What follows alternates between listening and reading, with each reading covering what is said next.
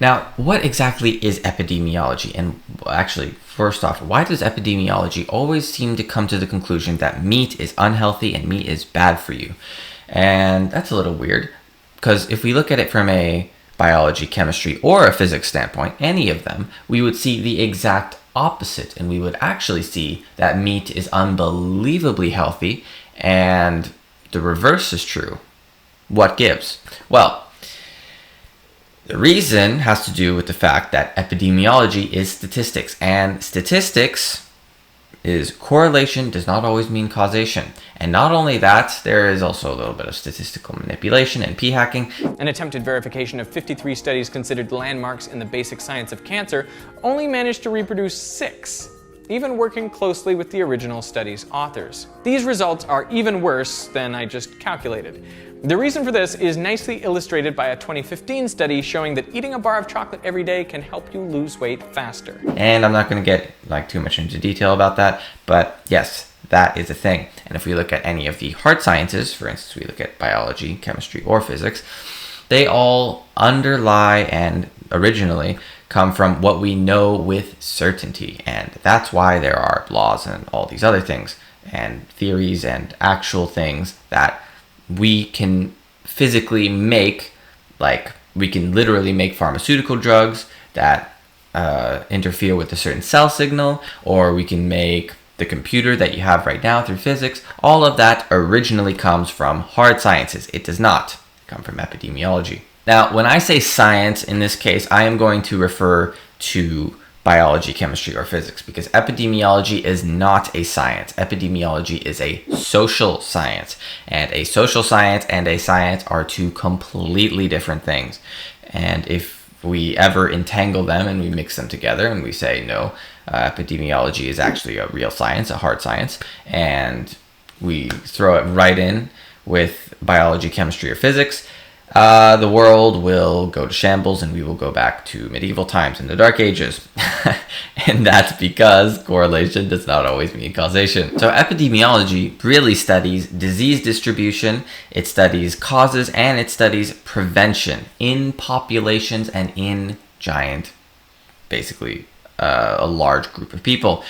And this does not apply to an individual person, and it's a more statistical observation. It's not a pure biochemistry or physics, biology, physics, or chemistry related sort of approach. And again, that comes with problems. And the reason is because the methodology, for one, of epidemiology studies are so unbelievably bad. And the reason is because isolating for variables is very, very difficult. And when we don't isolate for variables in any study at all, actually determining the root cause of what caused what, it becomes very, very difficult. In fact, it becomes impossible. Now, controlling even for one variable in a scientific study alone is already unbelievably hard. And there are so many variables that interact with each other all the time. And a great example could be hormones, because hormones are always interacting with each other and they're always regulating each other based on the previous hormone, or what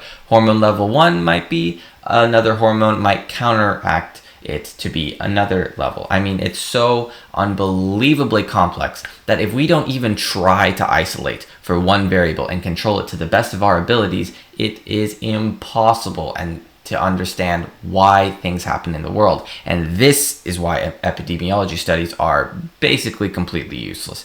And here's a little bit of an analogy that might help you understand what I mean by this. Now, studying epidemiology without controlling for variables so much is basically like going into a maze completely blindfolded. And not only that, the maze is constantly changing and the maze's rules are constantly changing. Now, how exactly are you going to navigate this maze? That would be impossible. It would take forever. Lifetimes, you probably wouldn't do it in one lifetime. You would need multiple lifetimes. You would need to be lucky. I mean, it would be absolutely horrendous and it would be impossible to do. Now, that's exactly what studying epidemiology is without controlling so much for the variables. Studying epidemiology while controlling a little bit more so for the variables is just like taking the blindfold off, except the maze is constantly changing still, and the rules of the maze are constantly changing. It is, again, extremely difficult. Without some sort of concrete evidence needed, like, for instance, anything from biology, chemistry, or physics. Physics is definitely the closest thing to what we know for sure.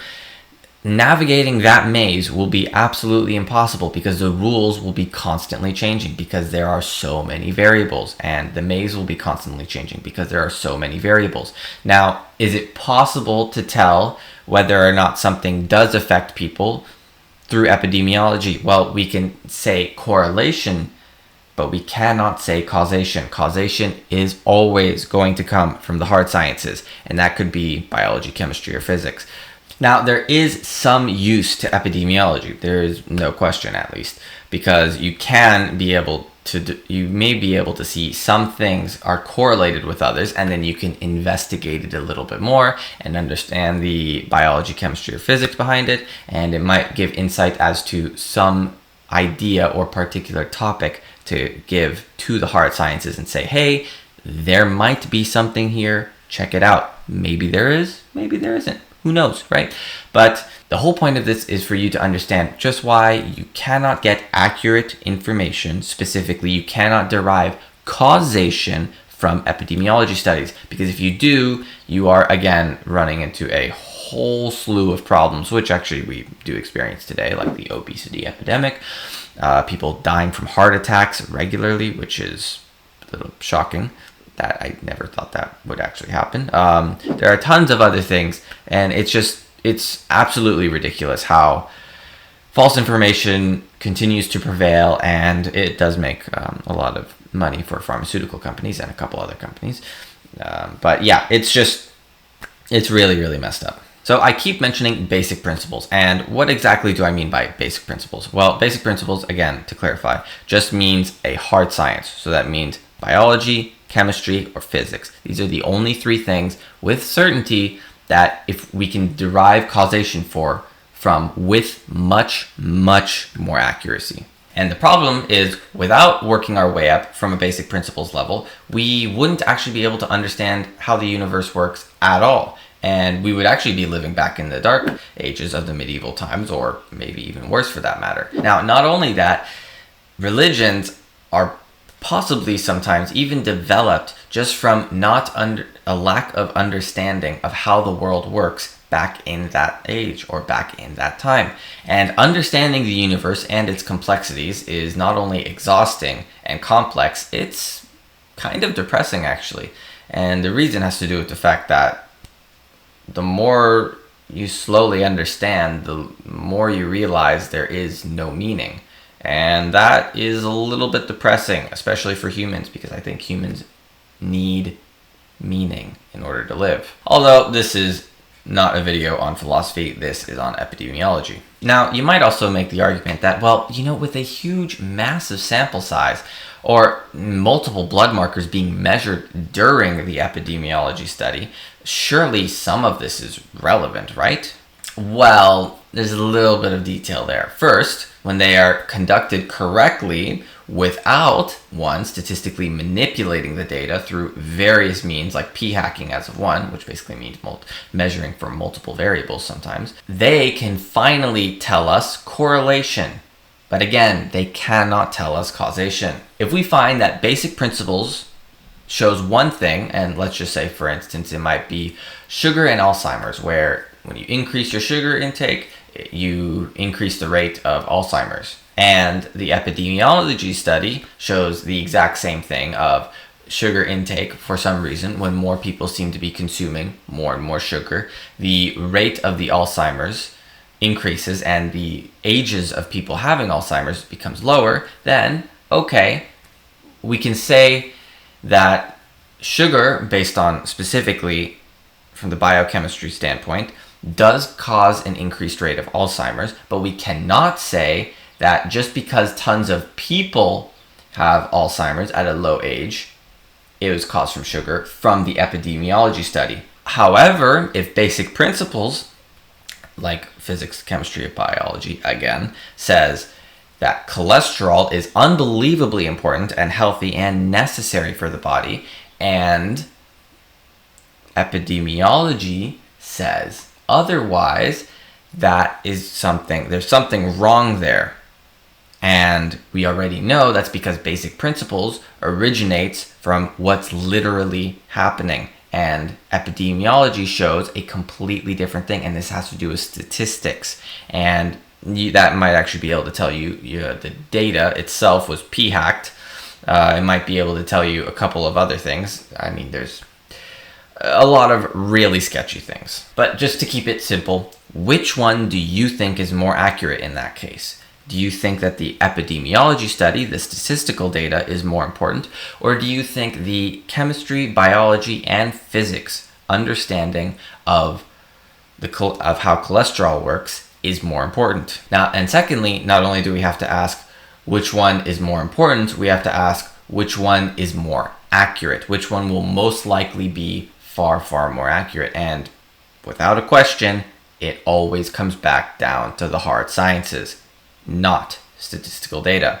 So just from that alone, we can assume that although the epidemiology study seems to correlate that cholesterol is being high is unhealthy, maybe there's something missing in the picture and not something we fully understand. And sure enough, of course there is. And that's because cholesterol, or specifically what they're measuring, VLDL, isn't actually the cause of heart attacks. It's the high triglycerides to cholesterol ratio, because the triglycerides are basically the cargo and the cholesterol only acts as a boat or as a carrier. That's literally what LDL and VLDL are. They're carrier molecules, low density lipoprotein and very low density lipoprotein.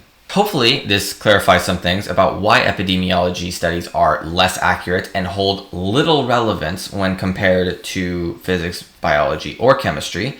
And comparing such studies between the two is like comparing apples and oranges. There is no comparison. And it doesn't make any sense for an epidemiology study to hold more accuracy than a study from biology, chemistry, or physics. And that's because biology, chemistry, or physics all work their way up from basic principles and what we know with certainty. Thanks for watching. I hope you learned something in this video. If you're interested in more videos like this, then please let me know in the comments below. And if you have any questions, again, please leave them in the comments below. If you have any video ideas as well, again, leave them in the comments below. If you liked the video, please give the video a like. It helps spread the information a lot. And if you're interested in more videos like this, then subscribe to the channel, because I plan on making a lot of videos in the future. So yeah, thanks for watching. I'll see you in the next one. Peace.